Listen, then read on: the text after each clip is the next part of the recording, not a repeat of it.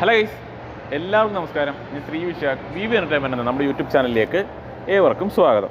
അപ്പോൾ ഇന്നത്തെ എൻ്റെ കണ്ടൻറ്റ് എന്ന് പറയുന്നത് അങ്ങനെ ഭയങ്കര പ്രാധാന്യമുള്ള കണ്ടൻറ്റോ കാര്യങ്ങളോ ഒന്നുമല്ല. അപ്പം ഇത് തോന്നാനുള്ളൊരു കാര്യം എന്ന് വെച്ച് കഴിഞ്ഞാൽ, ഇപ്പം ഒരുപാട് സ്ഥലം, ഇപ്പം നമ്മളിപ്പോൾ പല സ്ഥലങ്ങളിൽ ചെല്ലുന്ന സമയത്തും അവിടെയൊക്കെ നിങ്ങൾ ശ്രദ്ധിച്ചാൽ മനസ്സിലാവും, ഒരുപാട് സെക്കൻഡ് സെയിൽ, അതായത് പഴയ വാഹനങ്ങൾ വിൽക്കുന്ന ഷോപ്പുകൾ ഒരുപാട് വന്നിട്ടുണ്ട്. ഇപ്പം ഒരുപാട് സ്ഥലം, ഇപ്പോൾ ഞങ്ങൾ കൊല്ലത്തേക്ക് വന്നാൽ തന്നെ ഇവിടെയൊക്കെ തന്നെ ഒരുപാട് ഷോപ്പുകൾ ഇപ്പോൾ ഓപ്പൺ ആയിട്ടുണ്ട് നമ്മൾ ഈ ഒരു സെക്കൻഡ് വാഹനങ്ങൾ വിൽക്കുന്നുണ്ട്. അപ്പോൾ എനിക്ക് തോന്നുന്നു അത്രത്തോളം മാർക്കറ്റിൽ എൻക്വയറീസും കാര്യങ്ങളും നിലവിലുണ്ട്. ഇപ്പോൾ നിങ്ങൾ ഉദാഹരണം നോക്കിക്കഴിഞ്ഞാൽ, ഈ പുതിയ വാഹനത്തേക്ക് നമ്മൾ വന്നു കഴിഞ്ഞാൽ ഒരു 5 ലക്ഷം രൂപയ്ക്കുള്ളിൽ പ്രൈസ് വരുന്ന, അല്ല 5 ലക്ഷം രൂപ കൊടുത്ത് വാങ്ങാൻ പറ്റിയ പുതിയ വാഹനങ്ങൾ നിലവിൽ ഇപ്പോൾ നമ്മുടെ മാർക്കറ്റിൽ അവൈലബിൾ അല്ല. എല്ലാത്തിനും ഒരു 5.5-6 ലക്ഷം രൂപ റേഞ്ചിൽ ഇപ്പോൾ ഓൺ റോഡ് പ്രൈസ് വരുന്നുണ്ട്. അപ്പോൾ എല്ലാവർക്കും കൊണ്ടും അത് അഫോർഡബിളും അല്ല. അപ്പോൾ അതുകൊണ്ട് തന്നെ ഒരുപാട് ആൾക്കാർ, ഇപ്പം വീട്ടിൽ ഇപ്പോൾ 2 പിള്ളേരൊക്കെ ഉള്ള ആൾക്കാർ ഇപ്പോൾ ഒരുപാട് പേര് ആഗ്രഹിക്കുന്നത് എന്താണ്, 2 സെക്കൻഡ് വാഹനം മേടിക്കാം എന്ന് തന്നെയാണ് ആഗ്രഹിക്കുന്നത്. ഇപ്പോൾ എല്ലാവരും ബഡ്ജറ്റ് ഒരു 2 ലക്ഷം 2.5 ലക്ഷം രൂപ റേഞ്ചിൽ തന്നെ ആയിരിക്കും എല്ലാവരുടെ ബഡ്ജറ്റും വരുന്നത്. അതുകൊണ്ട് തന്നെ അങ്ങനെയുള്ള മാർക്കറ്റും ഇപ്പോൾ അത്രത്തോളം വലുതായിട്ടുണ്ട്. കാര്യം ഇപ്പോൾ ഒരു വീട്ടിൽ 4 പേരുണ്ടെന്നുണ്ടെങ്കിൽ ഒരിക്കലും അവർക്ക് ബൈക്കിൽ പോകാൻ പറ്റത്തില്ല. 2 പിള്ളേരും ഒരു ഹസ്ബൻഡും വൈഫാണെന്ന് ഒരിക്കലും ബൈക്കിൽ പോകാൻ പറ്റത്തില്ല. അപ്പോൾ അതുകൊണ്ട് തന്നെ അവർ കൂടുതലും പ്രിഫർ ചെയ്യുന്നത് കാർ തന്നെയാണ് കൂടുതൽ പേരും പ്രിഫർ ചെയ്യുന്നത്. അപ്പോൾ ഇതിനകത്ത് തന്നെ ഒരു സംശയം വരാൻ സാധ്യതയുള്ളതാണ് ഏത് വാഹനം വാങ്ങണം എന്നുള്ളത്. ഇപ്പോൾ ഒരുപാട് വാഹനങ്ങൾ, ഒരുപാട് ബ്രാൻഡുകളുമുണ്ട് ഇന്ത്യൻ മാർക്കറ്റിൽ. അപ്പോൾ അതിൽ നിന്ന് ഒരു സാധാരണക്കാരനെ സംബന്ധിച്ചിടത്തോളം എടുത്തു കഴിഞ്ഞാൽ പ്രത്യേകിച്ച് പണികളോ കാര്യങ്ങളോ ഒന്നും വരാത്ത കുറച്ച് വാഹനങ്ങളും കുറച്ച് ബ്രാൻഡുകളെക്കുറിച്ച് മാത്രമാണ് ഇന്നത്തെ വീഡിയോയിൽ നമ്മൾ പറയുന്നത്. ഇതൊരു ഉപകാരപ്പെടുന്ന വീഡിയോ ആണോ എന്ന് ചോദിച്ചു കഴിഞ്ഞാൽ ഉപകാരപ്പെടുന്ന വീഡിയോ ആയിരിക്കാം, അല്ലെ ഒരുപാട് പേർക്ക് ഇതിനെക്കുറിച്ച് അറിയാമായിരിക്കും എന്ന് തന്നെയാണ് എൻ്റെ വിശ്വാസം. എന്നിരുന്നാലും നമ്മുടേതായ അറിവ് വെച്ച് ചെറിയൊരു വീഡിയോ എടുത്തിട്ടേക്കാം എന്ന് നമ്മൾ കരുതി. ഇപ്പം മെയിനായിട്ട് നമ്മൾ പറയുന്നത് എന്താണ്, മാരുതി എന്തായാലും നമുക്ക് അതിനകത്ത് വരും. നമ്മളിപ്പോൾ 1, 2, 3 അങ്ങനെ ലിസ്റ്റൊന്നും ചെയ്തിട്ടില്ല. ബ്രാൻഡുകളുടെ പേരും അതിനകത്ത് വരുന്ന വണ്ടികളെക്കുറിച്ച് മാത്രം നമുക്ക് പറയാം. ഇപ്പം ഏറ്റവും ആദ്യം എല്ലാവരും മനസ്സിൽ വരുന്നത് മാരുതി തന്നെയാണ്. ഇപ്പോൾ മാരുതിയും കാട്ടിൽ മികച്ച എഞ്ചിൻ ലൈഫൊക്കെ വരുന്ന മറ്റ് ബ്രാൻഡുകളും ഉണ്ട്, അതൊക്കെ നമുക്ക് പറയാം. ഇപ്പോൾ അഫോർഡബിൾ മാരുതിയാണല്ലോ തുടക്കത്തിൽ. അപ്പം മാരുതിയിലേക്ക് നമ്മൾ വന്നു കഴിഞ്ഞാൽ, ഇപ്പം പഴയ നമുക്ക് വാഗണോർ എന്ന് പറയുന്നൊരു വാഹനം നമുക്ക് ഏത് സമയത്തും അല്ലെങ്കിൽ ഏത് മോഡലും നമുക്ക് വാങ്ങാൻ പറ്റിയത്. അപ്പോൾ 2006, 2007 ഒക്കെ ആ ഒരു കുറച്ച് മോഡൽ, ഒരു 2010 റേഞ്ചിലുള്ള വാഹനങ്ങളൊക്കെ വലിയ ബഡ്ജറ്റ് ഇല്ലാത്ത രീതിയിൽ നമുക്ക് വാഗണോറിൻ്റെ കിട്ടും. ഒരു 1 ലക്ഷം രൂപയ്ക്കകത്തൊക്കെ നമുക്ക് ആ ഒരു 2010 അകത്തോട്ടുള്ളത് പുറകിലോട്ടുള്ള വാഹനങ്ങളൊക്കെ നമുക്ക് വലിയ ബഡ്ജറ്റ് ഇല്ലാത്ത രീതിയിലാണ് 10, 70, 80 രൂപയൊക്കെ കൊടുത്തു കഴിഞ്ഞാൽ നല്ല വാഗണോർ വാഹനങ്ങൾ നമുക്ക് കിട്ടും. അത് നല്ല വാഹനമാണ്. ഇപ്പോൾ പഴയ ആൾട്ടോ, ഇപ്പോൾ പുതിയ ഇപ്പോൾ കേട്ടൺ സീരീസാണ് വരുന്നത്. അപ്പോൾ അതിന് മുന്നേ ഉള്ള ആൾട്ടോകളും നമുക്കൊരു 3.5 ബഡ്ജറ്റിൽ കിട്ടുന്നുണ്ട്. 3.5, 3.25 ബഡ്ജറ്റിൽ കിട്ടും. അതിന് മുന്നേ ഉള്ള ഓൾഡ് ഷേപ്പ് ആൾട്ടോകൾ നമുക്ക് 1 ലക്ഷം രൂപയ്ക്കുള്ളിൽ വാങ്ങാൻ പറ്റും. അത് നമുക്ക് വിശ്വസിച്ച് വാങ്ങാൻ പറ്റിയ വാഹനങ്ങൾ തന്നെയാണ്. പെട്രോൾ വാഹനങ്ങളെക്കുറിച്ചാണ് ഞാൻ കൂടുതൽ പറയുന്നത്. ഇപ്പോൾ അതിൽ തന്നെ നമുക്ക് സെലിയറി വരുന്നുണ്ട്. പിന്നെ സ്വിഫ്റ്റ് എന്ന വാഹനം, ഇപ്പോൾ ഡീസൽ വേണം എന്നുള്ളവർക്ക് സ്വിഫ്റ്റ് എന്ന വാഹനം കിട്ടും. അതും വലിയ ബഡ്ജറ്റ് ഇല്ലാത്ത രീതിയിൽ നമുക്ക് സ്വന്തമാക്കാൻ പറ്റുന്നതാണ്. സ്വിഫ്റ്റിൻ്റെ തന്നെ പെട്രോൾ നമുക്ക് അവൈലബിൾ ആണ് മാർക്കറ്റിൽ. ഡിസയർ വരുന്നുണ്ട്. അതുപോലെ റിക്സിൻ്റെ പെട്രോൾ വാഹനങ്ങളൊക്കെ അത്യാവശ്യം മോഡലുള്ള വാഹനങ്ങൾ 2010 ശേഷമുള്ളതും ഒക്കെ നമുക്ക് എനിക്ക് വലിയ ബഡ്ജറ്റ്, വലിയ പൈസ ഇല്ലാത്ത രീതിയിൽ തന്നെ നമുക്ക് സ്വന്തമാക്കാൻ പറ്റിയ വാഹനം. ഇപ്പോൾ മാരുതിയുടെ ഏത് വാഹനം എടുത്താൽ തന്നെയും നമുക്ക് വലിയ റിസ്ക് ഇല്ലാത്ത രീതിയിൽ സ്വന്തമാക്കാൻ പറ്റിയ വാഹനങ്ങൾ തന്നെയാണ് മാരുതിയുടെ. അപ്പോൾ അത് നമുക്ക് കണ്ടും കൂട്ടി എടുക്കാൻ പറ്റിയ വാഹനങ്ങൾ. അപ്പോൾ 1 ലക്ഷം രൂപ ബഡ്ജറ്റുള്ള ഒരാളെ സംബന്ധിച്ച് വേണമെന്നുണ്ടെങ്കിലും ഒരു മാരുതി വാഹനങ്ങൾ സ്വന്തമാക്കാൻ പറ്റും.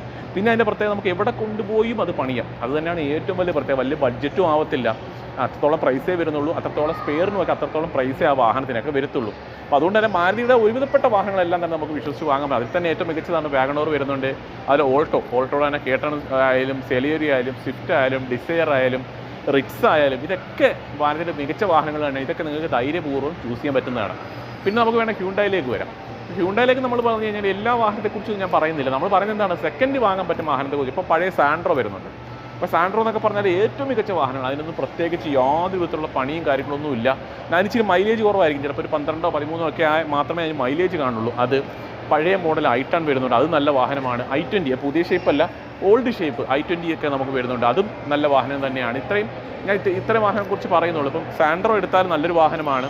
നമുക്ക് ഓൾഡ് ഷേപ്പ് i10 നമുക്ക് നോക്കാം, അതും നല്ല വാഹനമാണ്.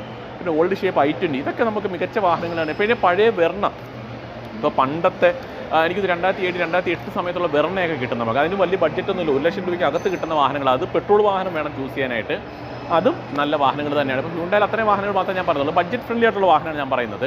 ഇപ്പോൾ ക്രിറ്റയിലോട്ടൊക്കെ വന്നാൽ ഭയങ്കര ബഡ്ജറ്റാണ്. അപ്പോൾ അതൊന്നും നമ്മൾ പറയുന്നത് മികച്ച വാഹനങ്ങൾ അല്ലെന്നല്ല, അതൊക്കെ മികച്ച വാഹനങ്ങൾ തന്നെയാണ്. പിന്നെ നമ്മുടെ ബഡ്ജറ്റിനുള്ളിൽ നിൽക്കുന്ന വാഹനങ്ങൾ മാത്രമേ നമ്മൾ പറയുന്നുള്ളൂ എന്ന് മാത്രമേ ഉള്ളൂ. പിന്നെ അടുത്തൊരു ബ്രാൻഡിനെ കുറിച്ച് നമുക്ക് വേണമെങ്കിൽ പറയാം. ഇപ്പോൾ ടൊയോറ്റയെക്കുറിച്ച് നമുക്ക് പറയാം. ഇപ്പോൾ ടൊയോറ്റയിലേക്ക് വരുന്ന സമയത്ത് ഏറ്റവും മികച്ച എഞ്ചിൻ്റെ കാര്യത്തിൽ ഏറ്റവും മികച്ച ക്വാളിറ്റിയൊക്കെ നൽകുന്ന ഒരു ബ്രാൻഡാണ് ടൊയോറ്റ. അപ്പോൾ അത് എല്ലാവർക്കും അറിയാവുന്നൊരു കാര്യം തന്നെയാണ്. അപ്പോൾ ടൊയോറ്റയെ സംബന്ധിച്ചിടത്തോളം അവർ കൂടുതലും പ്രൊമോട്ട് ചെയ്തത് ഡീസൽ വാഹനങ്ങളാണ്. അവരിൽ കൂടുതലുള്ള ഡീസൽ വാഹനങ്ങൾ. അപ്പം നമുക്ക് അതിനകത്ത് വന്നു കഴിഞ്ഞാൽ ഇപ്പം അതിന് കുറച്ച് ബഡ്ജറ്റ് വരും. ബഡ്ജറ്റ് ഫ്രണ്ട്ലി ആയിട്ട് നമുക്ക് കിട്ടത്തില്ല. അപ്പോൾ 5 ലക്ഷം രൂപ ഒരു മൂന്ന് ബഡ്ജറ്റിലൊക്കെ വേണമെന്നുണ്ടെങ്കിൽ നമുക്ക് എത്തിയോസ് അല്ലെങ്കിൽ എത്തിയോസ് ലിവ എന്ന ആ വാഹനങ്ങൾ നമുക്ക് ചൂസ് ചെയ്യാം. അപ്പോൾ അതായത് ഡീസൽ വാഹനങ്ങളൊക്കെ നമുക്ക് അവൈലബിൾ, ഒരുപാട് ഓടാത്ത വാഹനങ്ങൾ നോക്കി എടുത്താൽ മതിയാവും. പിന്നുള്ളത് ഇന്നോവ വരുന്നുണ്ട്, അത് നമുക്കൊരു 10 ലക്ഷം രൂപയ്ക്കുള്ളിൽ കിട്ടും. ഇന്നോവയൊക്കെ എനിക്ക് അത്യാവശ്യം ഓടിയ വാഹനങ്ങളൊക്കെ ആണെങ്കിലും വലിയ പ്രശ്നങ്ങളൊന്നുമില്ല, അത്യാവശ്യം നല്ല രീതിയിൽ എഞ്ചിനും ലൈഫും കാര്യങ്ങളൊക്കെ ഉള്ള വാഹനം. എനിക്ക് ഒരു ഇന്നോവയൊക്കെ വേണമെങ്കിൽ എങ്ങനെ ഒരു 6 ലക്ഷം രൂപ റേഞ്ചിൽ ബഡ്ജറ്റ് വരുന്നുണ്ട് ഇന്നോവയൊക്കെ വരുമ്പോഴത്തേക്ക്. അപ്പോൾ അത് അത്യാവശ്യം പ്രൈസ് റേഞ്ച് വരുന്നത്. അപ്പോൾ ഇത് നമുക്ക് കണ്ണുംപൂട്ടി എടുക്കാൻ പറ്റുന്ന വാഹനങ്ങളാണ്. അതായത് ടൊയോട്ടയുടെ വാഹനങ്ങൾ നമുക്ക് കണ്ണുംപൂട്ടി തന്നെ എടുക്കാൻ പറ്റുന്ന വാഹനങ്ങൾ തന്നെയാണ്. പിന്നെ വേണമെന്നുണ്ടെങ്കിൽ ഫോർഡിലേക്ക് വരാം. ഫോർഡിലേക്ക് വന്നാൽ നമുക്ക് ഒരുപാട് വാഹനങ്ങൾ ഞാൻ പറയത്തില്ല, കാര്യം പണ്ടത്തെ ഒരുപാട് മുന്നേ ഉള്ള വാഹനങ്ങൾക്ക് അത്യാവശ്യം മെയിൻ്റെനൻസും ഒക്കെ എല്ലാവരും പറയുന്നുണ്ട്. അതുകൊണ്ട് നമുക്ക് അത് വിട്ടേക്കാം. ഫോർഡിലേക്ക് വരുന്ന സമയം എക്കോസ്പോർട്ടിലേക്ക് നമുക്ക് വരും. 2000 എക്കോസ്പോർട്ട് നല്ല വാഹനം. എക്കോസ്പോർട്ട് ഏറ്റവും മികച്ചൊരു വാഹനം ഫോർഡിൻ്റെ. ഇപ്പോഴും നമുക്ക് അത്യാവശ്യം സെക്കൻഡ് മാർക്കറ്റിൽ നല്ലൊരു ഡിമാൻഡ് വരുന്ന ഒരു വാഹനമാണ് എക്കോസ്പോർട്ട്. അത് നമുക്ക് ചൂസ് ചെയ്യാം. പിന്നെ ഫോർഡിൻ്റെ ഇപ്പോൾ ഞാൻ പറഞ്ഞു കഴിഞ്ഞാൽ 2016 ശേഷമുള്ള ഒരുവിധം വാഹനങ്ങളെല്ലാം നമുക്ക് ചൂസ് ചെയ്യാവുന്ന വാഹനങ്ങൾ തന്നെയാണ്. അടുത്ത് നമുക്ക് പറയാൻ പറ്റുന്നത് ഹോണ്ട എന്ന ബ്രാൻഡിനെ കുറിച്ചാണ്. അപ്പോൾ ഹോണ്ടയിലേക്ക് നമ്മൾ വരുന്ന സമയത്ത് അപ്പം ഹോണ്ടയിൽ ഒരുപാട് ഡീസൽ മോഡൽസോ കാര്യങ്ങളോ ഒന്നുമില്ല. അവർ കൂടുതലും പ്രൊമോട്ട് ചെയ്തിട്ടുള്ളത് പെട്രോൾ വാഹനങ്ങളാണ് ഹോണ്ട കൂടുതൽ. ഇപ്പോൾ ഡീസൽ എനിക്കൊന്ന് ഒരുപാട് നാളായിട്ടില്ല, നിങ്ങൾക്കറിയാം, ഒരുപാട് നാളായിട്ടില്ല ഡീസലിലോട്ട് വന്നതിന് ശേഷം. അപ്പോൾ നമുക്ക് പെട്രോളിലേക്ക് തന്നെ വരാം. ഇപ്പോൾ ഹോണ്ടയുടെ തന്നെ പഴയ മോഡൽ സിറ്റി, അതിനൊന്നും വലിയ ബഡ്ജറ്റ് ആവാത്ത വാഹനങ്ങളാണ്. അത് ഏറ്റവും മികച്ച, പണ്ട് ആൾക്കാർ പറഞ്ഞു കേട്ടിട്ടുണ്ട് ഈ ഹോണ്ടയുടെ പെട്രോൾ വാഹനങ്ങളെന്ന് വെച്ചാൽ അവർ പറഞ്ഞതിൽ ഫ്ലൈറ്റിൽ പോകുന്ന യാത്രാ സുഖം അവർ പറയാറുള്ളത് ഹോണ്ട സിറ്റിയൊക്കെ ആണെങ്കിൽ തന്നെ. അപ്പം ഓൾഡ് ഷേപ്പ് ഹോണ്ട സിറ്റിയൊക്കെ നല്ല മോഡലുകൾ തന്നെയാണ്. പിന്നെ അമേസ് നമുക്ക് ചൂസ് ചെയ്യാൻ പറ്റിയ മോഡലാണ്. വേറെ ഒരുപാട് മോഡൽസ് ഒന്നും നമുക്ക് ബഡ്ജറ്റ് ഫ്രണ്ട്ലി ആയിട്ട് നമുക്ക് പറയാനായിട്ട് പറ്റത്തില്ല ഹോണ്ടയിൽ. പിന്നെ ടാറ്റയിലോട്ടൊക്കെ നമ്മൾ വന്നു കഴിഞ്ഞാൽ ഒരുപാട് വാഹനമൊന്നും ഇല്ല ടാറ്റയിൽ പറയാനായിട്ട്. ഇപ്പം നമുക്ക് പണിയൊന്നും തരാത്ത വാഹനങ്ങൾ, ഇപ്പോൾ ഇറങ്ങിയ വാഹനങ്ങളെല്ലാം മികച്ചത് തന്നെയാണ്. എന്നാലും പഴയ ഒരു വാഹനത്തിലേക്ക് വന്നാലും നാനോ നോക്കിക്കഴിഞ്ഞാൽ വലിയ ബഡ്ജറ്റ് ഫ്രണ്ട്ലി ആയിട്ട് കിട്ടുന്ന ഒരു വാഹനം. 50 രൂപയ്ക്ക് കൊണ്ട് 40 രൂപ നമുക്ക് നാനോ എടുക്കാം. ഒരുപാട് പേര് പറഞ്ഞു കേട്ടിട്ടുണ്ട് നാനോയെക്കുറിച്ച്. പ്രത്യേകിച്ച് മെയിൻ്റനൻസോ കാര്യങ്ങളൊന്നുമില്ല, ചെറിയ ബഡ്ജറ്റിൽ ഒരു ബൈക്കൊക്കെ കൊണ്ടുവന്നാൽ അതേ രീതിയിൽ ആഗോത്തോടെ കൊണ്ടുനടക്കാൻ പറ്റിയൊരു വാഹനമാണെന്നൊക്കെ നാനോയെക്കുറിച്ചൊക്കെ ഒരുപാട് പേര് പറയാറുണ്ട്. അതൊക്കെ ഉള്ളൂ നമുക്ക് പറയാനായിട്ട്. ഇപ്പം ഞാൻ വേറെ വാഹനങ്ങളൊന്നും ടാറ്റയുടെ വാഹനങ്ങളെക്കുറിച്ച് പറയുന്നത്. ഇപ്പോഴത്തെ വാഹനങ്ങളെല്ലാം മികച്ചത് തന്നെയാണ്. ഇപ്പോൾ വോക്സ് വാഗൻ ആയാലും സ്കോഡയൊക്കെ ആയാലും നല്ല വാഹനങ്ങൾ തന്നെ. വോക്സ് വാഗൻ സ്കോഡൊക്കെ തുടങ്ങിയ ബ്രാൻഡുകൾ പുതിയതിലേക്ക് വരുന്നത് കുറച്ചുകൂടി നല്ലതായിരിക്കും. പഴയ വാഹനങ്ങൾ നോക്കിയെടുക്കണം. അങ്ങനെയുള്ള ബ്രാൻഡുകളിലൊക്കെ നോക്കി കുറച്ചൊക്കെ മെയിൻ്റനൻസ് കൂടുതലായിരിക്കും അങ്ങനെയുള്ള വാഹനങ്ങൾ. അപ്പോൾ അതൊരു സാധാരണക്കാരൻ അഫോർഡ് ചെയ്യാൻ പറ്റുന്ന സംഭവങ്ങളല്ല അതൊന്നും. ഇപ്പോഴത്തെ പിന്നെ പുതിയ ബ്രാൻഡുകൾ കുറേ ഉണ്ട്, അതൊന്നും നമ്മൾ പറയുന്നില്ല. നമ്മൾ മെയിനായിട്ട് പറയുന്നത് മാരുതിയുടെ വാഹനങ്ങൾ, അത്യാവശ്യം നല്ല വാഹനങ്ങളൊക്കെ നമുക്ക് നോക്കിയെടുക്കാൻ പറ്റും. ഹോണ്ടയുടെ നല്ല വാഹനങ്ങൾ തന്നെയാണ്. ഇപ്പോൾ സിറ്റി, അമേസ് തുടങ്ങിയ വാഹനങ്ങൾ ചൂസ് ചെയ്യാം സെക്കൻഡ് മാർക്കറ്റിൽ. ഹ്യുണ്ടായി ആണെങ്കിൽ പഴയ സാൻഡ്രോയും i20യും അതുപോലെ i10 ഒക്കെ നമുക്ക് മികച്ച ഇത് തന്നെയാണ്. ടൊയോട്ടയിലേക്ക് വന്നാൽ കൂടുതലും ഡീസൽ മോഡൽസാണ്. അപ്പോൾ അവർക്ക് ഇന്നോവ ആയാലും എത്തിയോസ് ലിവ തുടങ്ങിയ നല്ല ബ്രാൻഡുകൾ, നല്ല വാഹനങ്ങൾ തന്നെയാണ്. ഫോർഡ് ആണെങ്കിൽ എക്കോസ്പോർട്ട് നല്ലതാണ്. അതുപോലെ 2016 ശേഷമുള്ള വാഹനങ്ങളൊക്കെ ഫോർഡിൻ്റെ നല്ല വാഹനങ്ങൾ തന്നെയാണ്. കുഴപ്പങ്ങളോ കാര്യങ്ങളൊന്നുമില്ല. അത്യാവശ്യം നല്ല രീതിയിൽ സർവീസ് സെൻറ്ററും ഒക്കെ നമുക്ക് അവൈലബിൾ ആണ്. ടാറ്റയിലിട്ട് വന്നാൽ ഒരുപാട് വാഹനം ഞാൻ പറയുന്നില്ല. ഇപ്പോഴത്തേക്ക് മികച്ച വാഹനങ്ങൾ തന്നെ. പഴയതൊക്കെ നോക്കി ബഡ്ജറ്റായിട്ട് നോക്കിയ നാനോയോ അതൊക്കെ ഉള്ളൂ, അല്ല വേറെ വാഹനങ്ങൾ നമുക്ക് എൻ്റെ ഒരു ഇതിലില്ല. ഇതൊക്കെ എൻ്റെ പേഴ്സണൽ അഭിപ്രായമാണ്, പലർക്കും പല അഭിപ്രായങ്ങൾ വരാം.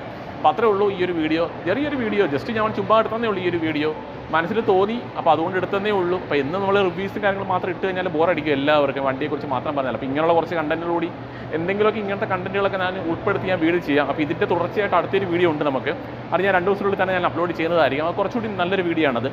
അപ്പോൾ എല്ലാവരും വെയിറ്റ് ചെയ്യുക, വീഡിയോസ് വരും നല്ലത്. അപ്പോൾ ഇത്രയേ ഉള്ളൂ ഇന്നത്തെ ഒരു വീഡിയോ. അപ്പോൾ ഇതേപോലെ ഉപകാരപ്പെടുന്ന വീഡിയോ ആയിട്ട് അടുത്ത ദിവസം വരാതെ എല്ലാ കൂട്ടുകാർക്കും ബൈ.